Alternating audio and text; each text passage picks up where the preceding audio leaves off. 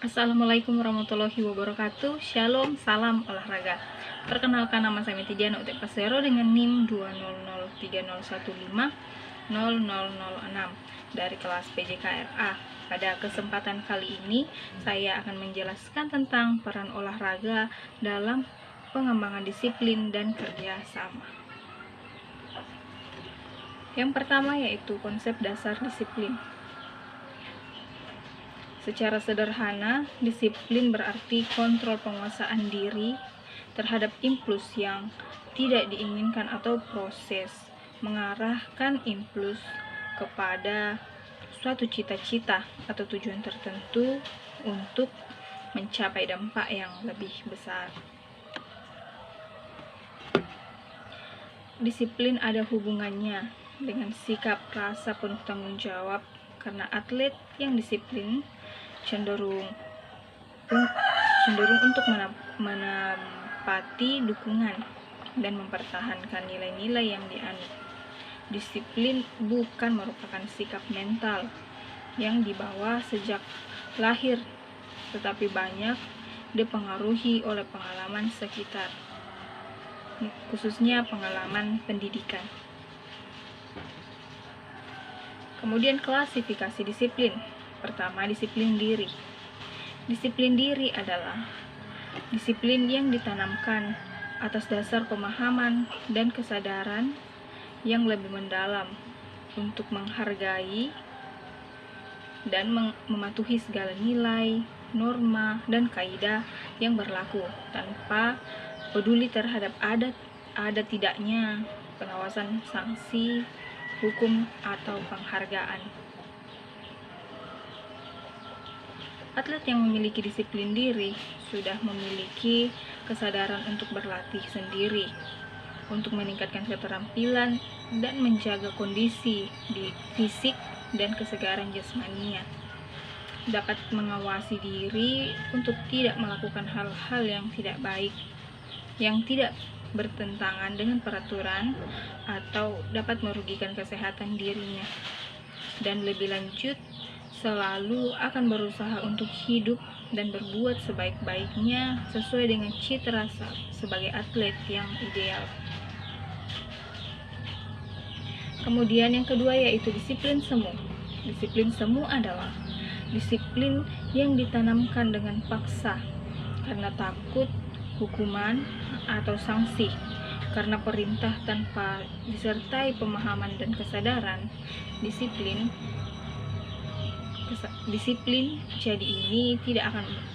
ini tidak akan bertahan lama dan hanya akan muncul jika diawasi. Karena takut pada ancaman, hukuman atau sanksi guru atau pelatih. Ketiga yaitu mekanisme menumbuhkan disiplin dalam olahraga. Untuk dapat menanamkan disiplin kepada atletnya, seorang pelatih harus mempunyai falsafah dan konsep yang mantap mengenai disiplin yang ditanamkan kepada atlet.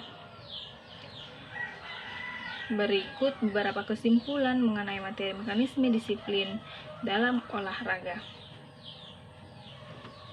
Yang pertama yaitu disiplin sangat dibutuhkan oleh setiap individu dalam kaitannya dengan pencapaian tujuan yang ditetapkan. Demikian juga untuk atlet. Seorang atlet hanya akan berhasil mencapai prestasi yang tinggi jika memiliki disiplin diri yang baik. Kemudian bagi atlet, disiplin diri yang tinggi akan sangat membantu dalam menjaga dan meningkatkan kondisi fisik dalam latihan yang dilakukan, meningkatkan kematangan psikologis untuk mencapai citra olahraga yang sebenarnya. Kemudian pembahasan yang kedua yaitu konsep dasar kerjasama. Pengertian kerjasama. Kerjasama atau cooperation adalah gejala saling mendekati untuk mengurus kepentingan bersama dan tujuan bersama. Kebalikan kerjasama adalah pertentangan. Kedua istilah ini merupakan dua sifat yang dapat dijumpai dalam seluruh proses sosial di masyarakat. Pada umumnya, kerjasama ditandai dengan persahabatan. Akan tetapi, ada kerjasama yang dilakukan antara dua pihak yang tidak bersahabat, bahkan bertentangan, atau biasa disebut antagonis cooperation. Adanya hubungan timbal balik yang bermakna itu akan menghasilkan suatu tata nilai tertentu atau peraturan-peraturan tertentu yang sering disebut sebagai norma sosial atau norma kelompok. Yang kedua, persyaratan kerjasama. Proses kerjasama agar dapat terrealisasi sesuai dengan harapan, maka dibutuhkan syarat-syarat tertentu, antara lain yang pertama yaitu kerjasama harus didasari oleh kepentingan yang sama. Kerjasama akan terjalin jika disadari oleh adanya kepentingan yang sama yang ingin dicapai oleh semua anggota. Kepentingan yang sama tidak hanya menyangkut aspek materi, tetapi mungkin saja aspek non-materi, seperti aspek moral, rohani, dan batinnya. Kemudian, syarat yang kedua yaitu kerjasama harus didasari oleh prinsip keadilan. Artinya setiap orang yang ikut bekerja sama memperoleh imbalan yang sesuai dengan kontribusi dalam pelaksanaan suatu kegiatan kerjasama. Kemudian yang ketiga, kerjasama harus didasari oleh prinsip dilandasi oleh keinginan untuk mengerti dan memahami dari orang-orang yang terlibat dalam kegiatan bersama itu. Pengertian ini akan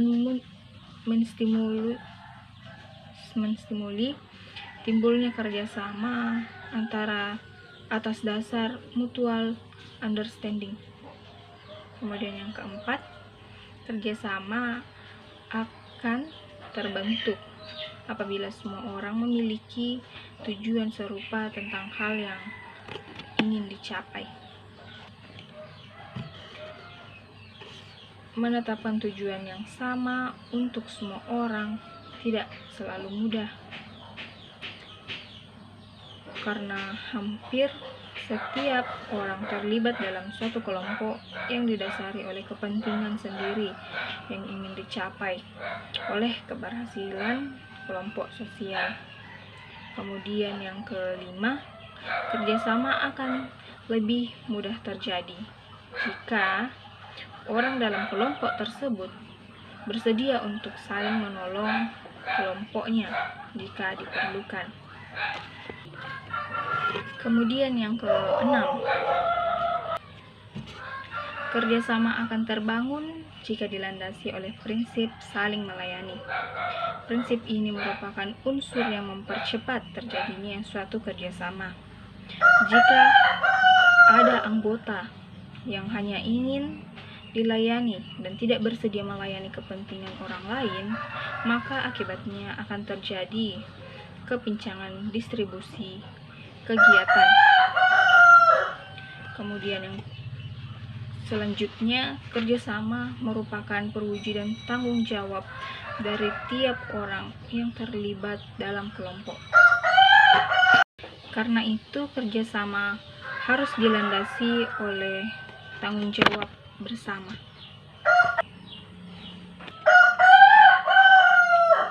Selanjutnya yaitu penghargaan memainkan peranan penting dalam proses kerjasama, sebab penghargaan yang diwujudkan dalam rasa saling menghormati akan meningkatkan motivasi setiap anggota untuk mencapai tujuan bersama. Kemudian yang terakhir yaitu kerjasama harus dilandasi oleh kompromi. Kenapa? Sebab kerjasama merupakan aktivitas bersama yang dilakukan oleh lebih dari dua orang dan memiliki keinginan, kemampuan, dan kebutuhan pribadi yang berbeda. Kemudian yang ketiga yaitu jenis kerjasama. Terdapat beberapa jenis kerjasama. Yang pertama yaitu kerjasama ditinjau dari pelaku kerjasama. Kerjasama ini terbagi lagi menjadi beberapa. Yang pertama yaitu kerjasama setara. Kerjasama setara adalah jenis kerjasama yang terjadi antara dua orang yang mempunyai posisi yang sama. Misalnya kerjasama antara produsen dan konsumen. Kemudian yang kedua, kerjasama tak setara. Kerjasama tidak setara adalah jenis kerjasama yang terjadi antara orang yang memiliki yang berbeda posisi, namun kedua pihak saling membutuhkan untuk kepentingan masing-masing. Besarnya kerjasama antara biro dan pegawainya. Kemudian kerjasama ditinjau dari proses kerjanya. Yang pertama, Kerjasama koaksi atau companionable labor adalah jenis kerjasama yang dilakukan oleh yang memiliki pekerjaan sama. Mereka berkumpul untuk menambah kesenangan kerja. Kemudian yang kedua, kerjasama suplementer. Kerjasama suplementer atau supplementary labor adalah aneka jenis kerjasama yang dilakukan untuk mencapai tujuan yang sama, namun tidak dapat dilakukan sendiri. Kemudian yang ketiga yaitu kerjasama diferensiasi. Kerjasama diferensiasi atau differentiated labor adalah jenis kerjasama yang dilakukan melalui pembagian kerja secara teratur. Pekerjaan terbagi-bagi, tidak sama setiap orang.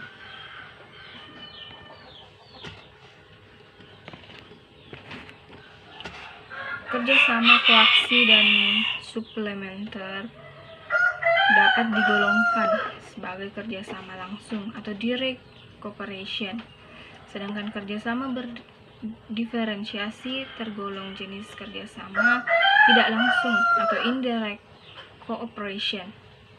Selain jenis-jenis kerjasama tersebut, ada juga pembagian kerjasama berdasarkan ruang lingkupnya sebagai berikut. Yang pertama yaitu kerjasama internal. Kerjasama internal adalah kerjasama dalam lingkungan kelompok atau masyarakat yang bersangkutan.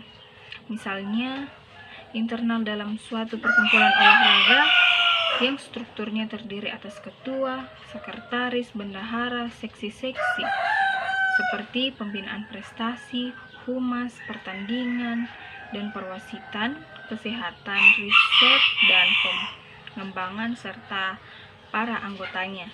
Kemudian yang kedua yaitu kerjasama eksternal. Kerjasama eksternal adalah kerjasama yang dilakukan dengan pihak luar kelompok atau luar masyarakat atau luar perkumpulan olahraga yang bersangkutan. Kerjasama yang dilakukan adalah dapat dari sudut pandang persepsi atau kognisi, motivasi dan kebutuhan kepuasan, tujuan, organisasi, saling ketergantungan, dan interaksi.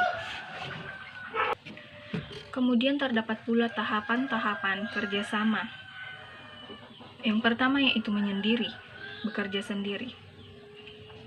Pada tahap ini, seseorang memerlukan waktu dan proses untuk mengenal dirinya sendiri.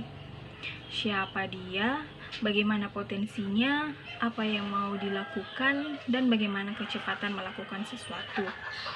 Pemahaman tentang diri sendiri akan membantu penentuan dengan siapa dapat bekerja sama, pada bidang apa, berapa lama, dan dalam kondisi bagaimana. Kemudian yang kedua, mengamati dan mengenali lingkungan. Mengenal lingkungan tempat kerjasama akan terjadi merupakan cara yang dapat membantu seseorang menentukan sikap untuk terlibat atau tidak terlibat dengan mengacu pada pemahaman potensi diri. Kemudian yang ketiga, merasa tertarik dan mengadakan penyesuaian diri. Pada tahap ini, berdasarkan analisis pada poin A dan B, keterkaitan untuk terlibat pada suatu kerjasama perlu dibarengi dengan upaya penyesuaian. Hal ini penting mengingat manusianya yang terlibat dalam kerjasama akan terjadi